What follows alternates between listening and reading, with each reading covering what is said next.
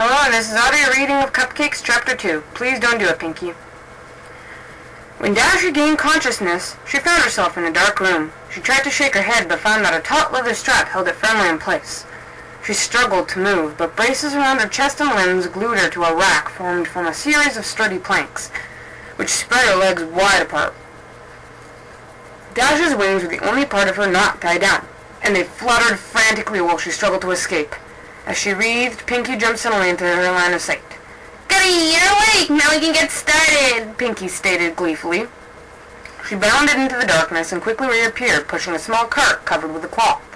"Pinky, what's going on? I can't move!" Dash said urgently. "Well, duh, that's because you're tied down," chided Pinky. "That's why you can't move. I didn't think you needed to be told that." "But why? What's happening? I thought you said I was going to help make cupcakes." "You're helping. You see, I ran out of a special ingredient, and I need you to get more." "Special ingredient?" Dash was now breathing heavily and starting to panic. "What special ingredient?" Pinky giggled and responded, You silly!" Dash's eyes widened and her face contorted in fear. Then she started to laugh and said in a voice bordering on hysteria, "Whew! You really got me there, Pinky. I mean, tricking me into thinking I'm going to get made into a pie, to a cupcake. I gotta tell you, this is the best prank yet. You win, you're the best." Pinky giggled, and he giggled even more. Thanks, Dash, but I haven't done any pranks today, so I can't accept your phrase." Dash was struggling again. "Pinky, come on, this isn't funny." "Then why are you laughing?" Before Dash could answer, Pinky grabbed the cloth and whipped it from the cart. On the cart was a tray containing various sharp medical tools and knives, carefully organized and wickedly sharp, as well as a large medical bag. Dash was now in full panic mode. She was starting to hyperventilate. Her mind raced as she tried to reason with the pink pony. "You can't do this, Pinky. I'm your friend." "I know you are, and that's why I'm so happy that I've got you here. We get to share your last moments together. Just you and me." Pinky was skipping again. "But the other ponies will wonder where I am. When the clouds pile up, they'll come looking for me, and then you'll get found out." Dash cried in desperation. "Oh, Dash," said Pinky, "don't worry. There are plenty of Pegasus ponies to take care of a few clouds. And besides, no one will find out. I mean, how long do you think I've been doing this?" And with that ominous statement, the lights suddenly came to life and revealed the rest of the room. "Oh, no!" Dash reeled in horror at the image presented to her. The room was decorated with a typical but twisted Pinkie Pie flair. Colorful streamers of dried entrails fluttered around on the ceiling. Brightly painted skulls of all sizes were attached to the walls, and organs done up in pastels filled with helium were tied to the backs of chairs. The tables and chairs were made of bones and the preserved flesh of past ponies. Dash cringed upon seeing the centerpiece of the table nearest to her. The heads of 4 foals, their eyes closed as if they were sleeping, were wearing party hats made of their own skin. With a thrill of terror, Dash recognized one of them as Apple Bloom's classmate, Twist.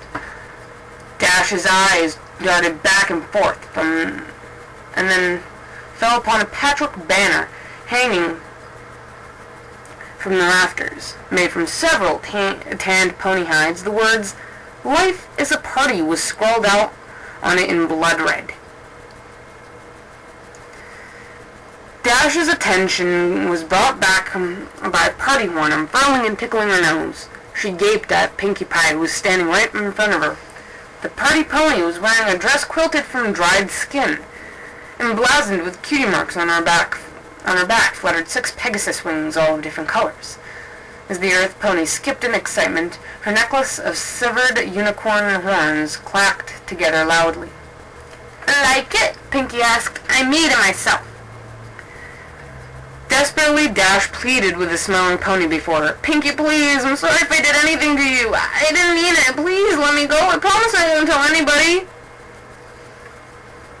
"Oh, Dash, you didn't do anything. It's just that your number came up and, well, I don't make the rules. We can't turn back now." Dash was tearing up. How could this be happening? "Don't be sad, Dash. said Pinky. "Look, this'll cheer you up. I brought you a friend." Seemingly out of nowhere, Pinky produced a brightly painted blue and yellow skull. It was about pony-sized, but it had a very defining feature. A beak. Dash gaped in shock. Is that... Hey, Dash, let's hang together. These ponies are lame-os. Dweebs. Pinky mimicked. I caught her right before she left town. Remember when I left the party for about 20 minutes? That wasn't enough time to play with her, of course. I had to wait till after the party to do that, but boy, am I glad I did.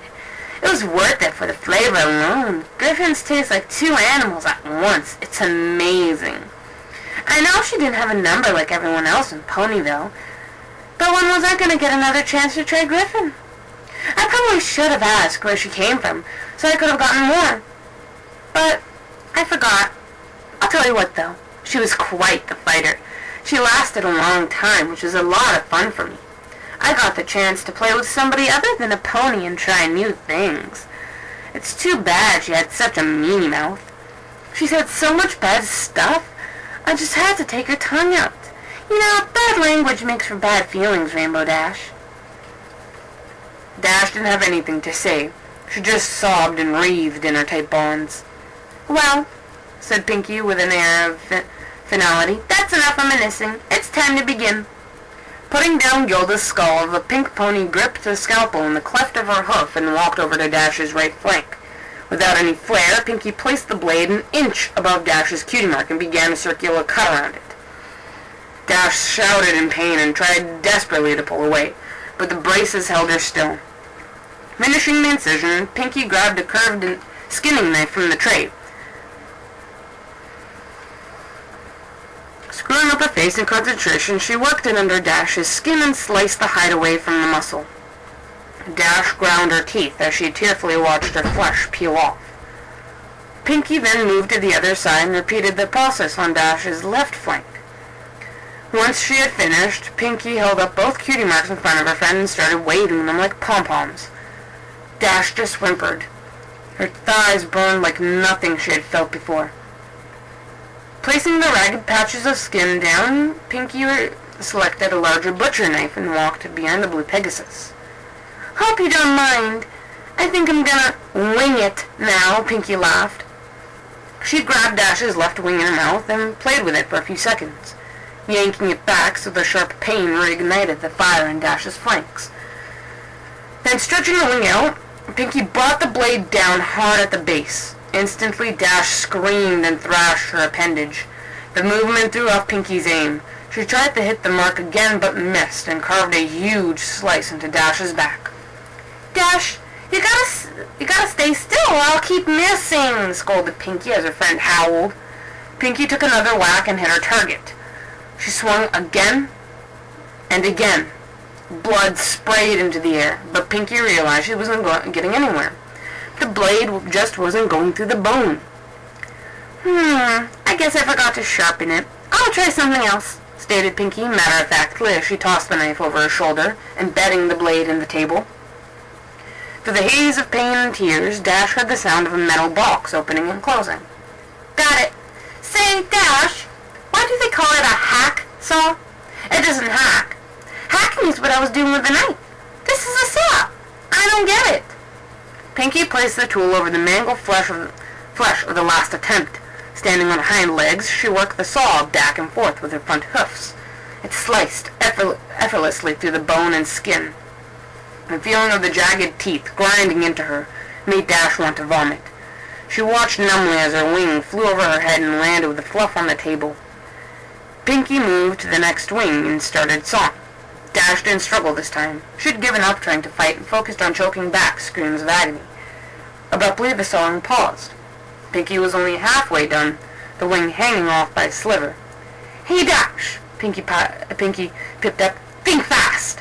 Suddenly, Pinky yanked the wing as hard as she could. The bone snapped, but the blue pony's skin held, then tore away.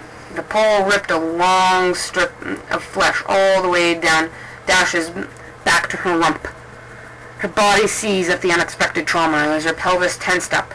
Dash felt a warm release between her legs, and her loud, unending melody of pain filled the room. Unable to catch her breath, she blacked out.